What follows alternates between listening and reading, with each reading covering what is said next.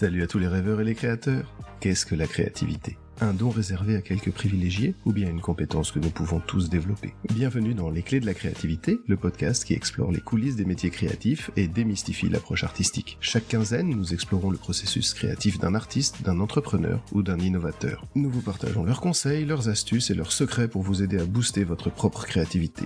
Je suis Thomas Piard, architecte d'intérieur, designer et votre hôte sur ce podcast. Rejoignez-moi chaque quinzaine pour une nouvelle aventure créative. Pensez à vous abonner à notre podcast et à nous suivre sur nos réseaux sociaux, Facebook et Instagram. Vous avez la liste en description. Bonne écoute!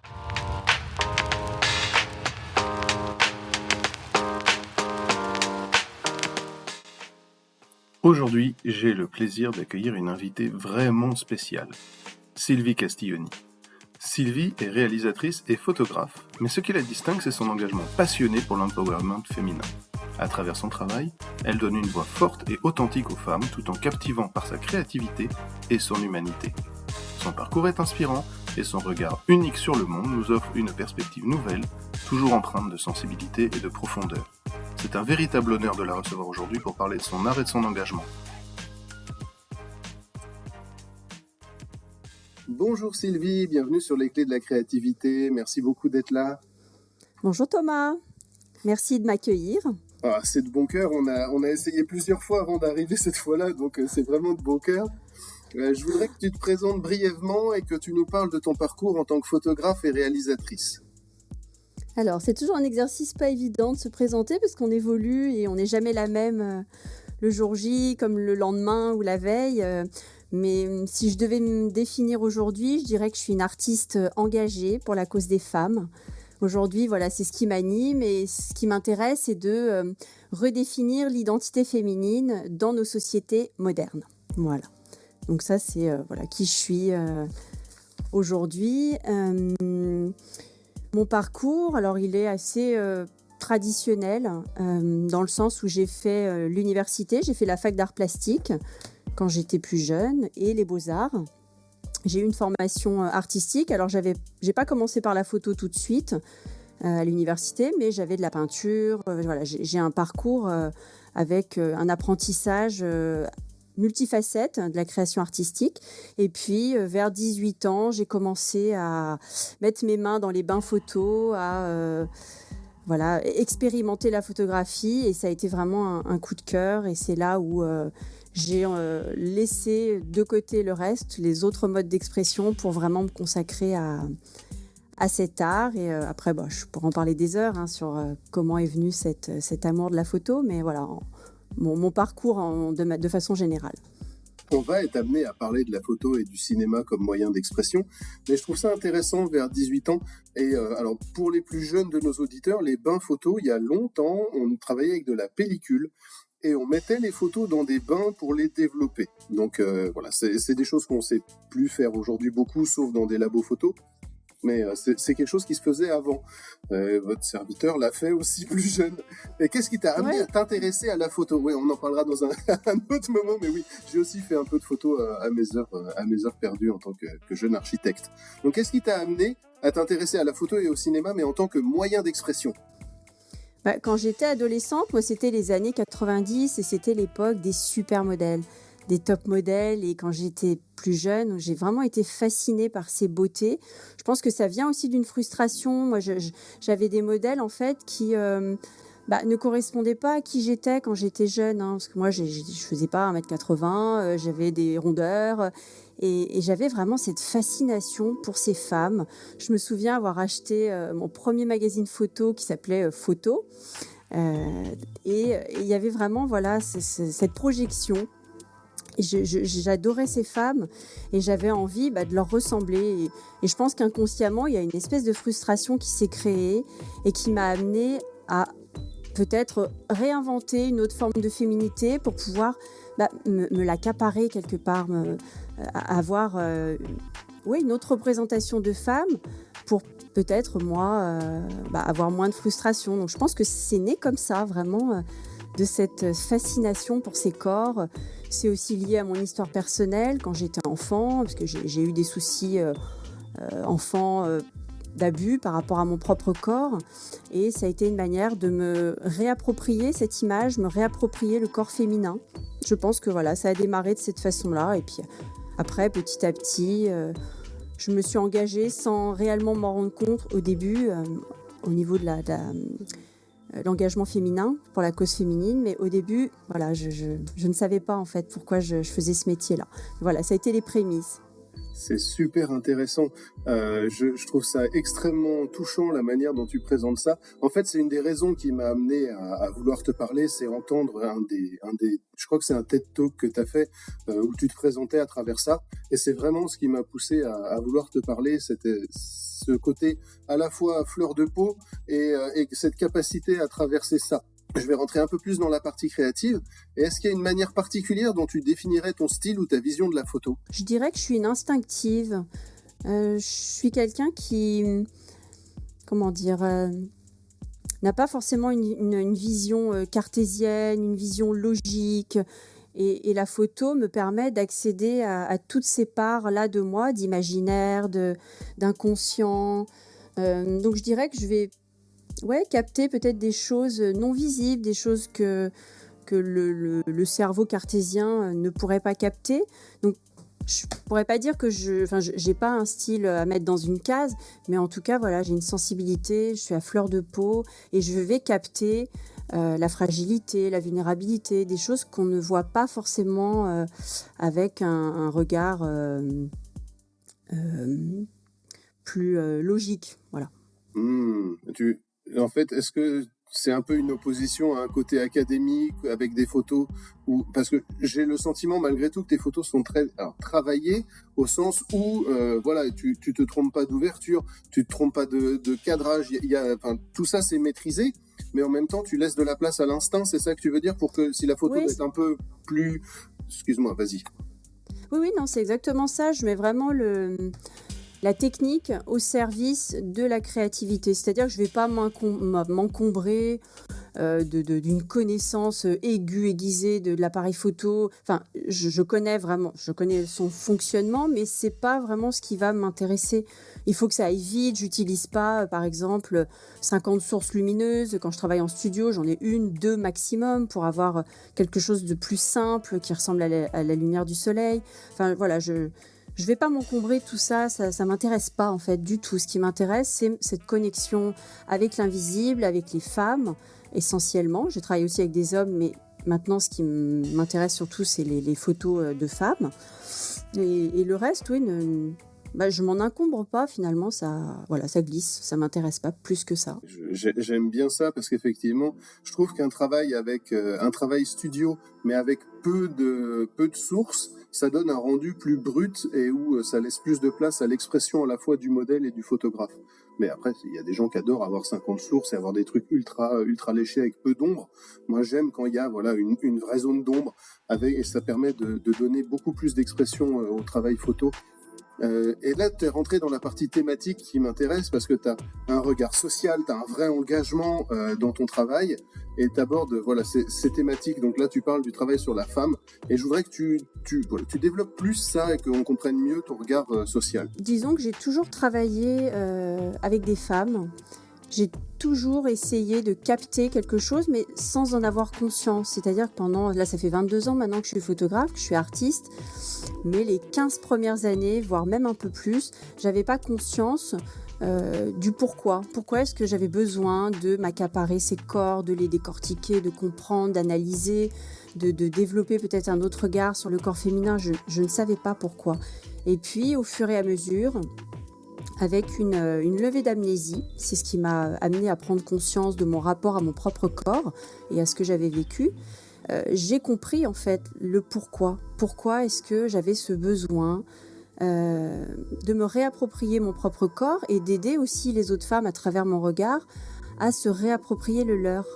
Donc ça a été vraiment un cheminement. Voilà, je n'avais vraiment pas conscience pendant très très longtemps. Et aujourd'hui, vraiment, j'utilise, j'aime pas ce mot, mais j'œuvre avec cette expérience, avec cette résilience pour aider d'autres femmes à s'émanciper, à reprendre confiance en elles. Donc ça passe par des ateliers photo, par des stages, une séance photo, une façon peut-être d'échanger, Voilà, j'ai des projets qui aujourd'hui sont au service de grandes causes féminines et très souvent liées au corps. Alors c'est des thématiques auxquelles moi je suis personnellement sensibilisé, donc je suis très heureux de t'entendre parler de ça. Alors, ma question suivante, c'était de quelle manière est-ce que tu utilises la photo pour raconter des histoires afin de sensibiliser le public? La photo, comme l'art en général, sont vraiment des moyens pour parler aux inconscients. Tout quand on regarde un tableau, quand on regarde une photographie, on va tout de suite toucher à des parts en nous qui sont pas forcément contrôlables, à des sensations, à des émotions, et ça touche cette partie-là, l'art. Et je pense que quand on a compris ça, en fait, c'est beaucoup plus facile de faire passer des messages. Moi, par exemple, c'est à travers des films, parce que les films sont aussi une forme d'art. C'est à travers certains films, en les regardant. Par exemple, je suis allée voir, pour citer celui-ci, parce que ça a été le premier, je suis allée voir le documentaire Woman d'Anastasia Mikova. C'est un documentaire qui traite de la place des femmes dans, je crois, 50 pays. Et il y a des femmes qui témoignent, plus de 2000 témoignages. Et ce film-là a eu un impact au niveau sensation sur mon corps. C'est-à-dire que j'ai été malade ensuite pendant 10 jours. J'ai eu de la fièvre, j'ai eu des remontées de mémoire. J'ai eu ensuite, j'ai vu le spectacle Les Chatouilles d'Andrea Bescon. Donc pour moi, voilà, l'art et la photographie, le cinéma sont vraiment un moyen d'impacter les inconscients sans même qu'on s'en rende compte. Donc je m'en sers aujourd'hui comme vecteur de communication pour, à mon échelle à moi, tenter d'apporter ma contribution au monde, voilà, avec ce que je sais faire. Alors, à titre personnel, j'ai exploré pas mal de tes photos. Je trouve que tu as un regard très humain. Alors, j'ai vu une partie d'un des documentaires que tu as fait, une série documentaire qui est passée récemment sur France 2. Donc, j'ai aussi j'ai eu l'occasion d'en voir un bout, et c'est quelque chose que je vais aller explorer plus profondément. Je trouve qu'il y a un vrai regard, en fait, dans ce que tu fais, une vraie manière, et on reconnaît ce que tu fais en voyant une photo ou en voyant ce que tu fais en tant que, je crois, c'est une série documentaire. Il y a vraiment une patte à toi, et je voudrais en fait que tu nous expliques un peu ton processus créatif lorsque tu prends un projet à cœur et que tu le démarres. Pour parler de celui-ci, ça s'appelle De l'ombre à la lumière, et ce sont des programmes courts qui mettent en lumière des femmes réalisatrices. Voilà, des réalisatrices et qui dressent leurs portraits photographiques, filmiques, journalistiques. Et par exemple, pour ce projet-là, je ne l'ai pas réfléchi en tant que tel dès le début. C'est-à-dire que c'est parti toujours d'une frustration, d'une colère. J'ai rencontré beaucoup de réalisatrices les années précédentes, et avec toujours ce même constat que les histoires de femmes, les regards féminins n'étaient pas assez... il n'y avait pas suffisamment de films faits par des femmes. Je crois qu'il y a 30% de films qui sont réalisés par des femmes contre 70% par des hommes. Donc j'avais vraiment cette envie d'agir, puisque les films faits par des femmes, les représentations féminines, sont vraiment un autre pan de notre regard et de notre inconscient collectif. Et quand je les écoutais, j'avais envie de faire quelque chose. Et il s'est trouvé qu'il y a eu le Covid. Moi, je suis partie à Lyon. Je suis partie dans mon appartement et voilà, et j'avais envie de faire quelque chose, mais je ne savais pas quoi. Et je me suis posée et j'ai commencé à écrire de manière très instinctive, en écriture automatique. Je me suis dit, écoute Sylvie, tu sais faire de la photo, tu sais parler des femmes, tu as une sensibilité, qu'est-ce que tu pourrais faire pour aider, pour soutenir les projets, les films faits par des femmes? Et en fait, c'est venu... sans vraiment réfléchir, j'ai commencé à écrire, et puis après, ça a pris plus ou moins une forme, parce que je voulais quelque chose de nouveau, quelque chose d'hybride. J'avais pas envie d'avoir un projet qu'on avait déjà vu. Donc ça s'est fait vraiment de cette façon-là. J'ai une façon de travailler, un rapport à la création qui est de l'ordre de l'instinct. Je capte tout un tas d'informations, mes frustrations, mon regard sur le monde qui me plaît pas, parce que le monde dans lequel je vis me plaît pas toujours, donc j'ai envie de le changer. Et puis ensuite j'écris. J'écris, et puis il y a plein d'idées comme ça qui arrivent. J'écris sur un bout de papier, parfois j'ai des images, des flashs, et puis à un moment donné ça prend forme. Et ensuite, je l'ai présenté. Voilà, ça s'est fait vraiment de cette façon-là. C'est parti d'un petit bout de papier en plein Covid sur une chambre, enfin dans une chambre, écrit sur un lit, voilà, tout simplement. T'appelles ça tout simplement? Enfin, ça finit Oui, avec une série de documentaires de 13 épisodes et qui a été présenté à Cannes.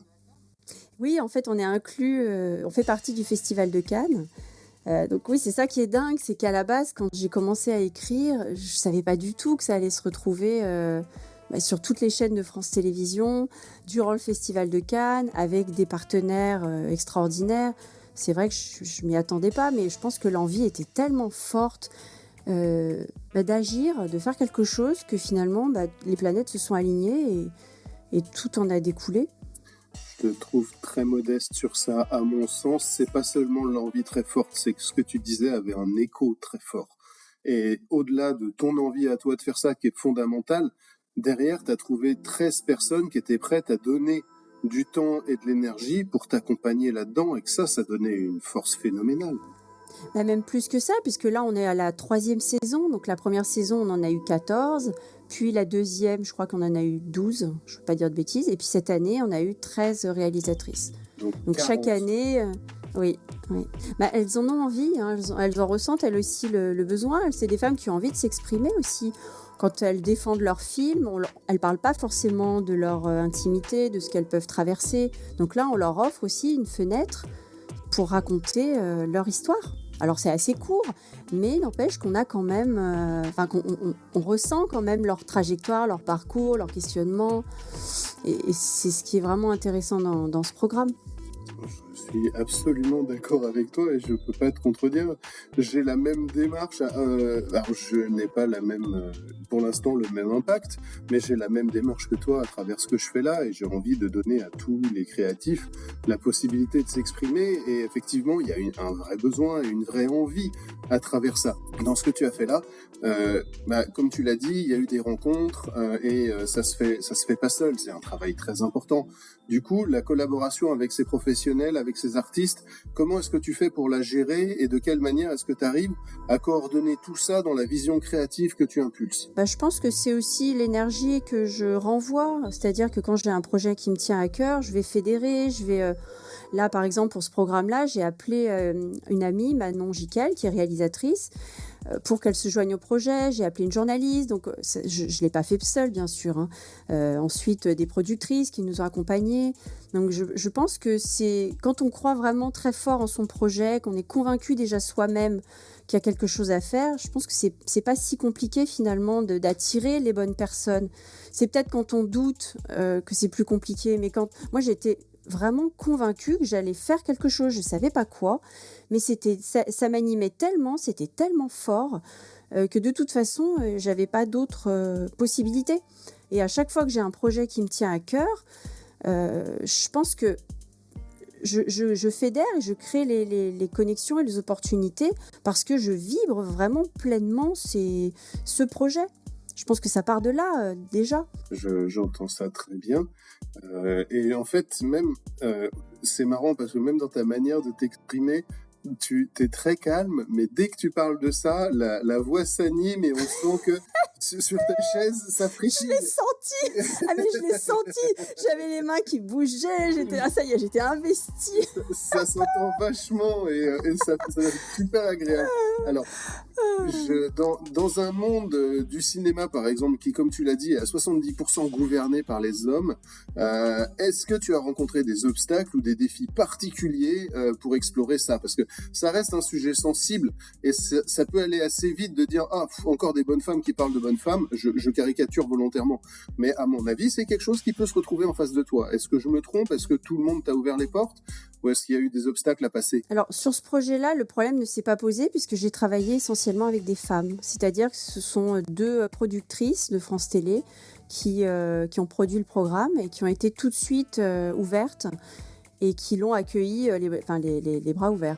Après, durant ma carrière, Les autres années, oui, je pense que je l'ai senti, mais je l'ai senti surtout dans l'approche et la représentation de la femme, parce que moi j'ai une approche où je vais aller capter la puissance des femmes. Et très souvent, même la plupart du temps, même dans toute l'histoire de l'art, on a un féminin, une représentation de la femme qui est sexualisée à outrance, qui est réduite vraiment à certains archétypes féminins, dont une sexualisation assez forte. Donc, je l'ai senti, puisque en fait, à chaque fois, moi, j'avais envie d'apporter quelque chose. Par exemple, pour le magazine Playboy, pour lequel j'ai proposé plusieurs fois d'avoir des femmes handicapées ou d'avoir des femmes avec une corpulence, en étant imposantes. Et j'avais à chaque fois des obstacles. Donc, après, voilà, je me suis battue et puis j'ai toujours essayé d'éviter les obstacles. Mais oui, bien sûr, je le ressens même encore. Hein. C'est un petit peu moins compliqué puisqu'il y a eu MeToo, puisqu'il y a quand même les esprits se déconstruisent, mais quand même, ouais. Il y a 10 ans encore, c'était pas du tout... c'était pas la même période et la même époque, et je vivais pas les choses de la même manière. Je trouve extrêmement intéressant ton idée de Playboy avec des femmes en situation de handicap, parce que la question du handicap physique, visuel, parce que les handicaps invisibles, malgré tout, ça n'impacte pas directement l'image extérieure, mais ça impacte la vie. Le handicap physique externe fait parfois que les gens sont transparents, et ils sont comme tout le monde et ils peuvent avoir le besoin d'être désirables ou d'être désirés. Et Playboy, c'est un magazine qui s'adresse essentiellement à une clientèle masculine qui a envie de voir un certain type de femme. Et il faut être sérieusement investi pour proposer ce genre de choses. Et je trouve ça extrêmement intéressant comme démarche. Mais ça évolue, hein. Maintenant, je pense que là, ça y est. Là, je peux pas encore parler du prochain, qui a déjà été photographié. Mais dans les mois qui vont venir, on a fait un travail avec Playboy justement pour changer ces représentations. Et on va avoir une très bonne surprise en couverture. Donc ça y est, ça s'ouvre quand même. Hein. On sent quand même qu'il y a un effort qui est fait, que les hommes comme les femmes ont un autre état d'esprit. Donc je suis assez heureuse quand même de ce projet et j'ai hâte qu'il sorte. J'aurais une excuse partout. Pour acheter Playboy. Il sera visible partout en affichage, donc j'ai hâte aussi. Et donc voilà, je suis assez heureuse que ça évolue. Et je vais acheter un exemplaire et je vais te demander de me le dédicacer. Avec plaisir. Quoique, on peut peut-être trouver les... tiens, c'est une question que je n'ai pas imaginée. Est-ce que quand tu fais ce genre de photos, tu sais de l'exclu, ou est-ce qu'on peut t'acheter les photos aussi à toi, parce que c'est toi qui possèdes la propriété intellectuelle des images? Non, on peut me les acheter. D'ailleurs, j'avais une des couvertures de Playboy qui avait été proposée lors d'une exposition. Alors, je ne l'ai pas vendue, mais elle était en vente. D'accord. Donc, oui, non, c'est possible. Après, il faut avoir l'accord, bien sûr, du modèle. Mais c'est possible. D'accord, donc ça, je savais pas ça. Quand tu vends une photo d'un modèle, tu peux pas juste la vendre, il faut aussi que le modèle donne son accord pour qu'elle soit vendue? Bien sûr, bien sûr. Je pensais qu'en tant que photographe, tu choisissais de vendre une photo et que tu avais les droits permanents dessus. Alors, ça dépend. Si c'est une commande pour une certaine utilisation, là, il y a un contrat qui est fait. Quand c'est, par exemple, je dis n'importe quoi, une commande d'un catalogue de maillots de bain, donc ça doit être dans le cadre du catalogue. Et puis ensuite, s'il y a une autre exploitation de cette même photographie, là, il faut d'autres droits. Ok, c'est un peu comme un abonnement à la bibliothèque. Tu peux faire certains trucs, mais pas d'autres. Tu as les droits sur une commande, mais le modèle peut dire « non, je ne veux pas que ma photo soit vendue en dehors de la couverture pour laquelle j'ai donné mon accord ». Sauf s'il y a eu un contrat au préalable qui stipule que cette photo peut être utilisée dans tous les domaines, tous les supports. Ça a été le cas, par exemple, lorsque j'ai vendu les photos pour la série Bardot. J'avais fait une séance photo et la production a racheté les droits illimités sur ces photographies. C'est-à-dire qu'ils peuvent en faire ce qu'ils veulent. Et moi, je n'ai pas le droit. Je n'ai pas le droit de vendre, d'utiliser, d'exploiter. Ils ont acheté entièrement les droits sur je ne sais plus quelle durée, les territoires. Voilà. Ok, d'accord. C'est des questions qui sont importantes parce que c'est des choses que on ne pense pas à demander et puis on se dit, voilà, la photo elle est à vendre, pourquoi, comment, on ne se pose jamais la question, donc c'est intéressant d'expliquer ça. Mm. Ouais, ça c'est super important pour moi parce que je suis convaincu que je vais avoir une réponse géniale là-dessus. Quelle est la Oula, la réalisation? pression. Ouais, non, mais c'est sûr. Quelle est La pression. la réalisation ou la photo dont tu es la plus fière en tant que photographe ou en tant que réalisatrice? Je dirais, alors celle à venir, celle que je vais faire demain, puisqu'en fait, je ne suis jamais satisfaite, dans le sens où j'ai toujours envie d'aller plus loin. En ce moment, par exemple, je travaille sur des autoportraits. C'est des choses que je faisais pas avant, et pour moi, c'est vraiment le prolongement de ma démarche de libération. Donc je dirais toutes celles qui vont arriver les prochains mois, parce que c'est un travail qui vraiment me tient à cœur. Pour moi, c'est un aboutissement de travailler sur ma propre image, sur moi, ma reconstruction, me réapproprier mes morceaux de corps.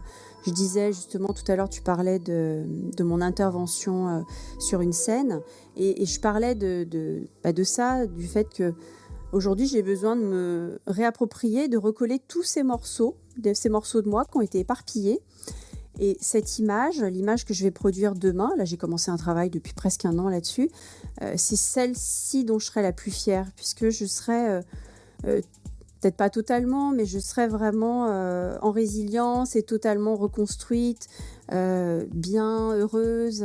Donc pour moi, c'est une image, c'est presque thérapeutique.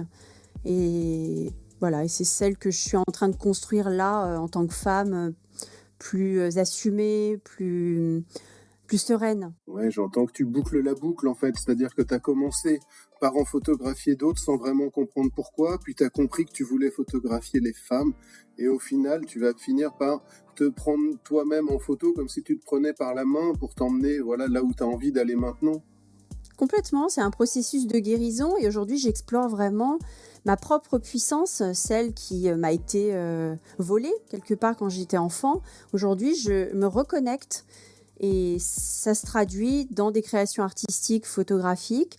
Et puis, par exemple, la semaine prochaine, je vais aussi peindre avec mon corps sur des toiles. Je vais à un atelier où je vais expérimenter avec de la peinture la projection de mon corps sur la toile. Ce qui fait qu'après, je pourrais aussi peindre mes toiles avec mes mains, avec mon corps. Enfin, je ne sais pas encore comment ça va se passer, mais...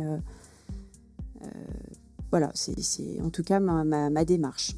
Je trouve ça vachement... En fait, j'y vois une grande profondeur parce que l'impact d'un corps sur la toile, autant j'ai plus de mal avec le fait que les gens fassent du body painting, c'est-à-dire qu'ils peignent sur les corps, parce que je trouve qu'il y a un côté éphémère. Une fois que c'est parti, même si ça a été pris en photo, alors que l'impact d'un corps sur la toile, ça c'est permanent, et ça montre comment dire ça avec des mots simples, une projection de soi au sens littéral. Faut accepter de se tartiner, et puis il faut accepter de se mettre, et derrière il faut accepter de voir. Donc il y a vraiment une démarche très profonde, et après de présenter. Parce que c'est souvent tu gardes pas ça dans ton grenier. Ah bah ça y est, j'ai fait ça. L'idée c'est non, c'est ça. L'idée c'est quand même de préparer une exposition avec toutes ces toiles. Là, ça fait 1 an maintenant que je travaille dessus. J'ai eu un peu de mal justement à passer le cap de la peinture. Pour être très honnête, c'est Stella, mon agent, qui m'a inscrite à cet atelier et qui a pris conscience, qui a compris que j'avais encore un blocage, il y avait encore un verrou à faire sauter par rapport à la peinture, parce que j'ai commencé l'art, j'ai commencé donc à la fac à étudier la peinture, à expérimenter la peinture, et puis ensuite, très vite, je l'ai mise de côté et j'ai travaillé avec la photographie, j'ai créé avec la photographie. Donc là, c'est aussi me réapproprier ce moment-là de ma vie où je faisais de la peinture, où j'étais dans un autre état d'esprit, et de le ramener dans l'âge adulte. Donc j'ai eu un petit peu de mal, et là je sens que c'est le moment en fait, que je suis prête. Donc ce travail-là, oui, le but c'est qu'il soit ensuite exposé en galerie et que ça traduise un cheminement, une démarche artistique.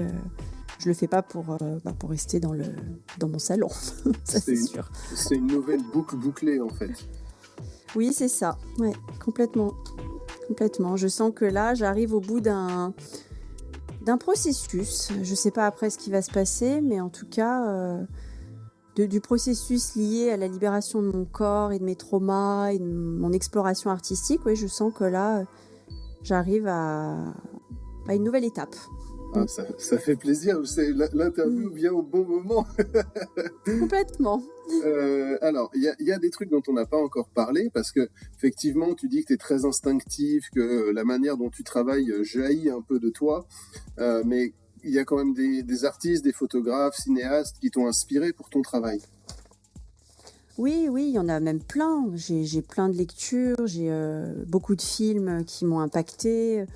Après, c'est pas forcément que des artistes. Je pensais à une femme là qui m'a beaucoup inspirée, qui est une ancienne, je crois qu'elle était preneuse de son, qui s'appelle Corinne Sombrin, qui m'a énormément inspirée ces dernières années et qui a créé. Alors, pour la petite histoire, elle a eu un deuil dans sa vie et elle prenait le son en Mongolie et elle a assisté à une transe chamanique, donc elle était dans une hutte, et elle est rentrée sans s'en rendre compte en transe. Donc cette femme-là, ensuite, petit à petit, bon là je la fais courte parce que son histoire elle est magnifique et très complexe, elle s'est rendue compte que finalement elle était chamane. Donc elle a travaillé autour de ça, elle a développé aujourd'hui, d'ailleurs j'ai été à un de ses sommets, un de ses congrès il y a 2 ans je crois, Trans en sciences, elle a développé et elle étudie en fait la transe cognitive auto-induite, ouais je crois que ça s'appelle comme ça, à l'université. C'est-à-dire qu'aujourd'hui, elle a allié la transe et la science dans des études artistiques. Voilà. Donc ça, c'est vraiment des femmes qui m'ont inspirée. Et pourquoi je vous dis ça ? C'est parce que moi, aujourd'hui, quand je crée mes autoportraits, je crée d'une manière particulière, je rentre en transe. Je suis dans des états de conscience modifiés et c'est ce qui me permet en fait de capter l'invisible et de capter certaines choses que je maîtrise pas forcément quand je suis dans un état normal. Donc voilà, ces femmes-là sont des grandes sources d'inspiration. Donc on peut dire qu'elle est artiste, hein, elle a fait aussi un film qui s'appelle Un monde plus grand, je crois, où elle raconte cette histoire-là. Donc un film vraiment très inspirant. Qui est-ce que je pourrais citer ? Une journaliste aussi que j'aime beaucoup, Lorraine Bastide, qui a créé les podcasts La Poudre et qui a écrit plusieurs livres, dont un qui s'appelle Futur. J'aime beaucoup parce qu'elle a un regard féministe vraiment engagé et elle propose des choses pour le futur, pour vivre en société de manière plus... d'une meilleure façon. J'en ai plein en fait, des artistes, c'est pas évident. Après des réalisatrices bien sûr. Tout à l'heure je parlais d'Anastasia Mikova qui a fait Woman, Andrea Bescon que j'adore, Maïmouna Doucouré, en fait tout un tas de femmes. Je crois qu'en fait toutes les femmes m'inspirent. Je crois que toutes les femmes qui sont autour de moi sont des sources d'inspiration et pas forcément que les artistes. Ma maman, par exemple, c'était une grande source d'inspiration. Toutes les femmes qui m'entourent, finalement. Je résonne pas mal avec ça. J'ai à titre personnel l'impression qu'à chaque fois que j'ai vécu une nouvelle relation, ça fait maintenant 20 ans que je suis marié avec mon épouse, mais les relations m'ont amené à chaque fois à explorer une nouvelle forme artistique. C'est assez bizarre, mais quand j'ai fait le point, il y en a une avec de la musique, une autre ça a été un début d'origami, il y en a d'autres où ça a été de l'aquarelle, de la photo. Donc ouais, c'est effectivement, il y a des fois des choses comme ça qui t'emmènent vers un nouvel univers à explorer. Et je voudrais, avant qu'on passe à un truc qui me fait marrer et que je pense t'as connu et où on pourra rigoler quelques minutes, est-ce que tu pourrais donner des conseils pour des jeunes artistes qui cherchent leur voix, qui voudraient développer leur style ? D'écouter leur intuition, surtout d'écouter leur cœur. En fait, je pense que leur cœur, leur vibration, savent exactement où ils ont envie d'aller. Donc, peut-être de se connecter vraiment à leurs besoins avant tout, puisque souvent on est conseillé par l'extérieur, et c'est pas forcément des mauvais conseils, mais parfois on peut nous mettre des bâtons dans les roues. Moi j'ai eu beaucoup de conseils extérieurs qui n'étaient pas forcément les meilleurs. Alors après, chacun fait comme il peut, mais ouais, vraiment d'écouter son intuition, parce qu'elle se trompe pas, elle se trompe jamais finalement. Alors la mienne m'a parfois mis vraiment dans des ennuis, donc je dirais pas ça. C'est qu'il fallait le vivre, il y avait peut-être des choses à régler et à vivre avant de... de les transformer. C'est possible, effectivement. Mais j'ai déjà écouté mon instinct 2-3 fois et je me suis retrouvé dans des situations oui, où ça aurait été mieux d'écouter la voix de la raison que d'écouter la voix du cœur. Mais effectivement, Oui, mais il y a peut-être eu un apprentissage. Voilà, il y a eu un apprentissage derrière. Ah oui, Certainement. Il y a eu un apprentissage. Douloureux, mais un apprentissage. On apprend toujours. Je reviens vers toi donc avec autre chose. Parce que ça, en fait, c'est un des thèmes majeurs et récurrents du podcast, c'est prestations gratuites contre visibilité. Est-ce que tu as déjà été confronté à ce genre de demande où, bah ouais, fais ça pour moi, je te paye pas, mais par contre, je vais parler de toi et tu seras vu et si oui, comment est-ce que tu as réagi? Oui, au tout début, quand j'ai commencé la photographie, j'avais pas de visibilité, j'étais pas connue. Donc mes premières photos, c'était quoi? C'était de faire des books, de faire les premiers portfolios des mannequins, par exemple. Donc les premiers books, j'ai pas été payée.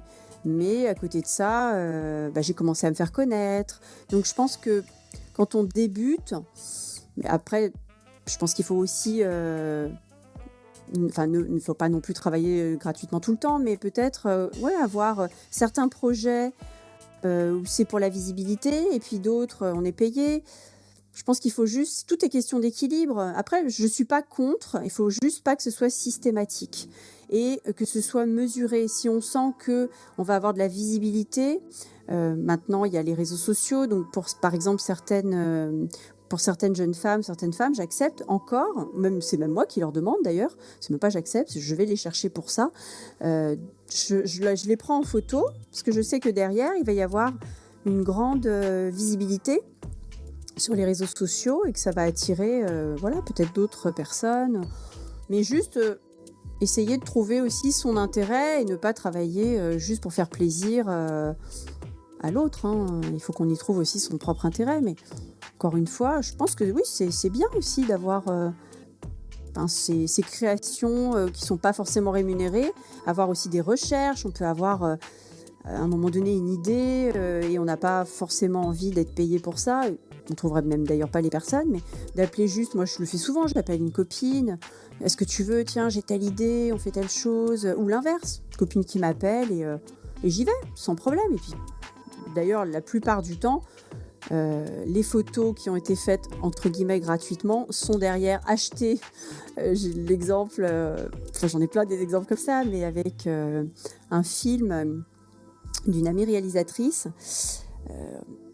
Je ne sais pas si je peux citer son nom, non, ce serait un petit peu embêtant, mais voilà, au début, je suis allée faire ces photos gratuitement sur le tournage, et puis derrière, les photos ont été choisies, par exemple, pour faire l'affiche du film, et j'ai été payée peut-être 5-6 fois, puisque l'affiche a été achetée dans plusieurs pays. Donc voilà, moi je pense que juste, et pareil, écouter son intuition, parfois je le sens, parfois je le sens pas, voilà, mais ni je suis pour, ni je suis contre, je pense que c'est au cas par cas, et à chacun de savoir ce qui est bon pour lui. T'es beaucoup plus mitigé que moi à ce propos-là, mais c'est vrai que la manière dont tu présentes ça, pour toi derrière il y a une possibilité malgré tout d'exploiter le travail réalisé puisqu'il est stocké. Quand c'est du travail, par exemple un graphiste qui œuvre pour un concours pour lequel il y a que 3 gagnants et qui va travailler 45-50 heures, où le promoteur du concours va garder l'œuvre. Il va dire de toute façon t'as pas gagné mais t'auras rien. Pour moi, participer à ce genre de choses, c'était plus dans ce sens-là. On te dit tu viens, tu fais des photos, mais par contre t'es pas payé et les droits de l'œuvre ils sont à nous. Après il y a des abus bien entendu, surtout dans nos professions. Il y a toujours des abus, mais voilà, il faut simplement essayer de sentir ce qui est intéressant ou pas intéressant pour soi-même. Après j'ai pas de leçon à donner, mais moi en tout cas mon expérience est assez positive par rapport à ça, parce que de toute façon j'ai toujours plein d'idées, j'ai envie de faire plein de choses, donc je suis contente aussi moi de trouver des personnes en face de moi qui ont envie de me suivre sans savoir vraiment ce qui va en découler. Je prends j'aime prendre des risques, en fait je me pose pas de questions, je crois. Juste je le sens, j'y vais, je le sens pas, j'y vais pas, et je me demande pas de savoir si c'est payé, pas payé. En fait je m'en fiche. je m'en fiche, j'ai cette chance de pouvoir m'en fiche. Je pense effectivement qu'à ce niveau-là, tu as de la chance et que c'est pas forcément le cas pour tout le monde. Complètement, j'en suis consciente. Hein. Ouais, mais en attendant, j'aime beaucoup aussi entendre ça et beaucoup de gens dans ta position et avec, je dirais, ton ancienneté et ta capacité de voir. Je pense qu'aussi tu sais où tu vas mettre les pieds maintenant entre l'instinct et les bagages appris à coups de bâton derrière les oreilles, te disent que là je peux y aller, là j'y mets pas les pieds, là bon, je prends le risque mais on sait jamais, que quelqu'un de jeune qui démarre n'aura pas ce recul, cette capacité justement à mettre ses garde-fous. C'est vrai, j'ai de la bouteille maintenant, on va dire ça comme ça. Oui, il s'agit j'ai un peu de recul. Il ne s'agit pas d'aller chatouiller du côté de l'âge parce que ce serait malvenu. Et en fait, plus on avance en maturité dans l'art, ça va nécessairement avec de l'âge physique, mais des fois la maturité est acquise en un temps très court. Et il y a des artistes jeunes qui ont un vécu artistique très important. Et il y a des gens qui sont artistes depuis peut-être 15 ans et qui sortiront jamais de l'ombre parce que en fait, ça manque de travail. Et on peut pas juste dire artiste et pas travailler. Alors c'est aussi un point sur lequel je voulais voir avec toi. La discipline de travail, est-ce que c'est quelque chose qui te parle? Est-ce que tu te dis, voilà, il faut que je fasse comme ça, ou tu fais que te jeter, tu as un nouveau projet, tu claques dans les doigts, tu dis, on y va? Non, j'ai toujours plusieurs projets en prévision. Il y a certains projets qui demandent 5 ans de maturation et puis il y en a d'autres qui vont être très rapides. J'évite de mettre trop de pression parce que je peux aussi être assez angoissée, me dire mais celui-ci, est-ce qu'il peut marcher? Donc aujourd'hui, voilà, je crée des choses qui m'inspirent, je mets parfois de côté, puis parfois il faut un peu de temps aussi pour développer un projet. Donc je sais pas, j'ai un rapport assez sain finalement à la création.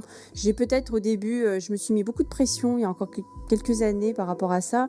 Aujourd'hui, je suis plus douce avec moi-même, plus indulgente. Et je sais que si certains projets ne se font pas, c'est qu'ils doivent pas se faire. Donc voilà, là j'en ai 3, 4 en prévision. Mes autoportraits, ça fait 1 an par exemple que je travaille dessus. L'année dernière, j'avais la pression par rapport à ça. Aujourd'hui, je me suis détendue, je me suis calmée, je dis c'est pas grave. Peut-être que ce sera dans quelques mois. Et puis j'ai un autre projet que j'ai commencé aussi, je sais pas s'il va se terminer. Bon, c'est comme ça, c'est la créativité est au service de l'humain et puis parfois on n'est pas toujours au top, hein, donc on fait avec. Hein. Il y a des fois j'ai pas envie, il y a des fois je suis fatiguée, des fois je vais être électrique et survoltée et je vais créer en 1 semaine ce que d'habitude je fais en 6 mois. Il n'y a pas de règle, hein, vraiment, il n'y a pas de règle. Puis moi j'ai pas du tout un rythme de travail traditionnel. J'ai pas d'horaire. Enfin, j'essaye d'avoir un minimum de routine, faire mon sport, ma méditation, mais sinon j'ai pas vraiment de règles, je sais pas du tout où je serai demain, après-demain, cet été. Cet été, ça a changé à peu près 10 fois d'emploi du temps. Je devais aller à Ibiza, au final, je vais peut-être me retrouver à Saint-Barth, et puis finalement, peut-être à Cannes. Et puis, en fait, je ne sais pas du tout ce qui va se passer, et c'est tant mieux. Je me laisse surprendre. J'aime bien ça. Après, c'est des chouettes plannings enfin, c'est pas forcément des congés, parce que l'été, j'imagine que c'est un moment qui est très bien pour prendre des photos, pour tourner des films. C'est toujours mieux que chez nous. On a un hiver depuis octobre à Rennes, là, qui a pas quitté. Donc, voilà, c'est toujours intéressant d'avoir ces périodes aussi d'activité. Ibiza l'été, si tu peux pas prendre un appareil photo, c'est dommage. Saint-Barth, j'imagine que c'est magnifique. Alors, je rentre, oui. Je rentre pas dans... Je vais pas dans le nord, hein. C'est sûr que je choisis pas l'Islande. Je choisis plutôt des destinations ensoleillées. Oui, c'est bizarre. Non, ok. Oui, je comprends. Après, les gens du Nord vont se fâcher, mais en fait, moi, j'aime pas le froid non plus. Hein. Moi, je préfère quand même avoir chaud que froid. Moi, ça me dérange pas, mais l'hiver, pourquoi pas. Mais l'été, oui, j'avoue que je préfère quand même avoir de la chaleur et du soleil. Ouais, moi, si je c'est mes racines méditerranéennes et italiennes, certainement. Moi, si l'hiver, je pouvais le passer au Sénégal, ce serait beaucoup mieux que de le passer en Islande. C'est ça, moi, ah oui, oui. Bah, quoique l'Islande, j'irais bien quand même. Hein. Ah J'irais oui. bien visiter, mais pas juillet-août. Non, juillet-août, je préfère le soleil. De toute façon, en Islande, je crois que le soleil, il apparaît 2 fois dans l'année, non? Je sais pas. Non, je taquine. Et après En ça, tout cas, c'est très beau. ouais, C'est un très, ouais, en photo, c'est magnifique. C'est un vu très ça. très beau pays. C'est splendide. Puis moi qui suis pêcheur, là-bas, il y a tout ce qu'il faut. Je me régalerai dans un coin comme ça. À bon entendeur, s'il y en a qui écoutent et qui veulent que je fasse un épisode là-bas, je ferai ça volontiers.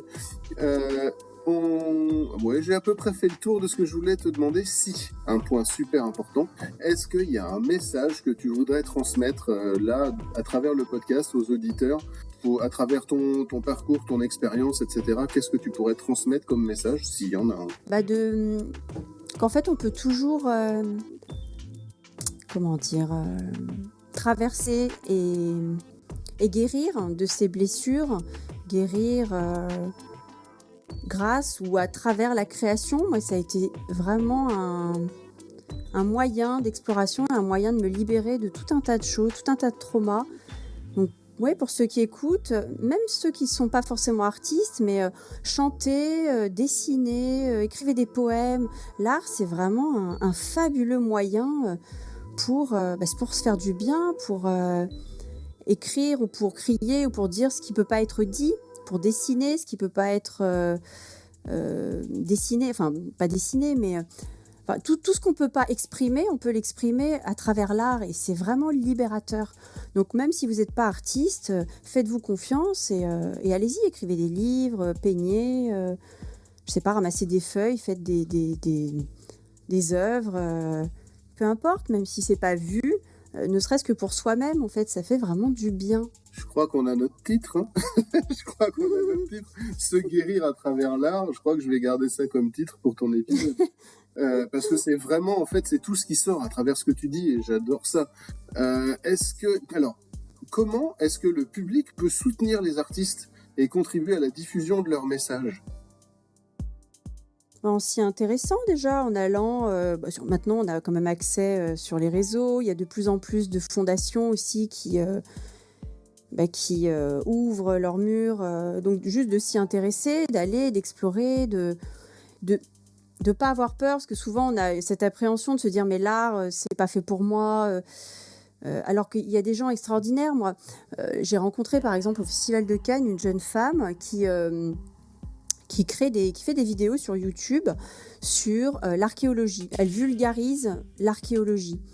Et elle ouvre finalement le champ des possibles. Moi, c'est pas un sujet qui forcément m'intéressait, j'y connais rien. Et je me suis intéressée à ses vidéos, par exemple. J'y suis allée. Donc, juste avoir la curiosité d'aller chercher, explorer. Il y a tout un tas de moyens maintenant, partout, pour accéder à l'art, à la culture, qu'on n'avait pas forcément avant. Avant, les musées étaient cloisonnés. C'était peut-être plus compliqué, alors qu'aujourd'hui, on peut voir des expos partout, même dans la rue. Enfin, il y a beaucoup, beaucoup de choses qui sont faites dans ce sens-là.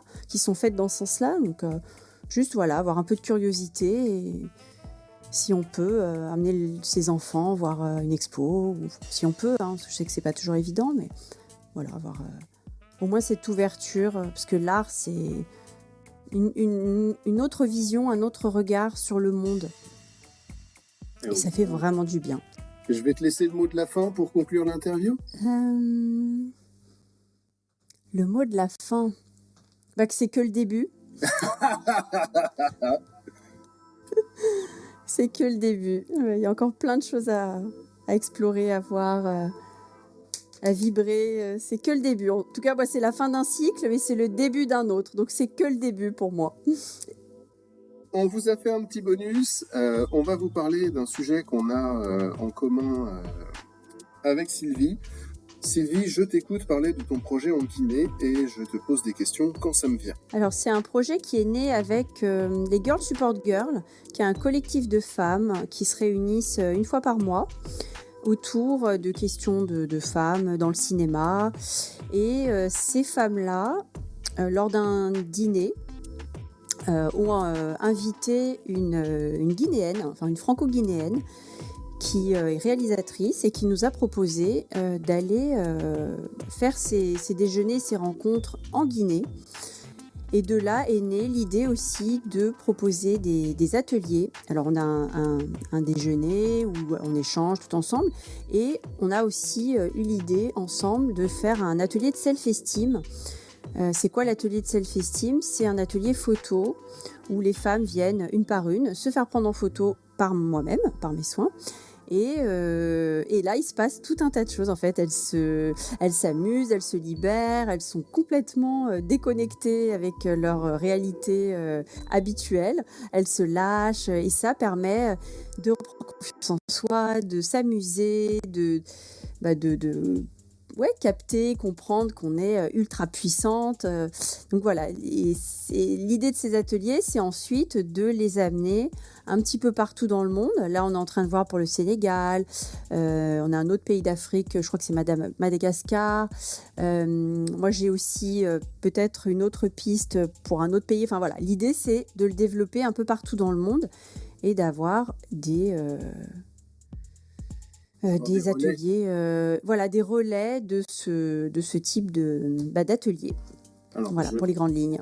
Je trouve ça extrêmement intéressant et je suis absolument sûr, pour savoir comment les femmes africaines et spécialement en Afrique de l'Ouest peuvent s'amuser quand elles sont entre elles. Mais c'est vrai que le quotidien des femmes en Afrique aujourd'hui est pas simple à vivre. Est-ce que tu as eu un aspect de la vie quotidienne en Guinée ? Oui, j'ai beaucoup parlé avec des intervenants locaux. On a bien sûr parlé de l'excision, puisque là-bas, je crois que c'est 90%, peut-être même un peu plus de femmes qui sont excisées. Donc c'était pour moi assez symbolique de commencer cet atelier là-bas, puisque pour le coup, on a vraiment, j'ai pu constater parce que ça pouvait générer en fait chez elles. Alors j'ai pas parlé avec des tonnes de femmes, mais quand même on sent que c'était très étrange. J'avais même peur d'y aller, de me dire mais comment est-ce que toi tu vas arriver blanche avec ton appareil photo, qu'est-ce qui va se passer ? Enfin, t'as rien à leur dire, t'as rien à leur apprendre, et c'est plutôt l'inverse, c'est elles qui m'ont appris. Il y a eu un très bel échange. Alors, on n'avavait pas que des femmes guinéennes. J'avais des femmes de plusieurs pays d'Afrique, même des États-Unis, puisque c'était un festival de cinéma. Donc, on avait plusieurs nationalités. Mais j'ai quand même pris aussi en photo des Guinéennes. Et c'était hyper fort de voir comment elles pouvaient se lâcher, s'autoriser à être elles-mêmes, ne pas se juger.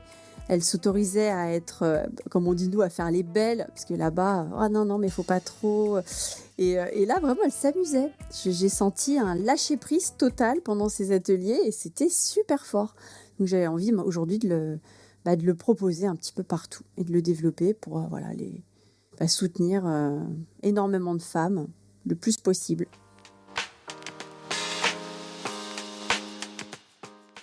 Merci beaucoup d'avoir écouté cet épisode des Clés de la créativité. J'ai vraiment passé un super moment avec mon invité. J'espère que vous avez pris plaisir à nos échanges. Surtout, je tiens à remercier chaleureusement tous les auditeurs qui nous accordent leur temps chaque quinzaine. C'est grâce à vous que ce podcast existe et continue de grandir. Si vous avez apprécié cet épisode, partagez-le sur vos réseaux sociaux et laissez un commentaire sur les nôtres pour nous dire ce que vous en avez pensé. Vous pouvez également me retrouver sur l'Instagram ou le Facebook des Clés de la créativité. Je vous mets les liens en description. Sur ce, je vous souhaite une semaine pleine d'inspiration et de créativité. En attendant le prochain épisode, restez créatifs et à bientôt!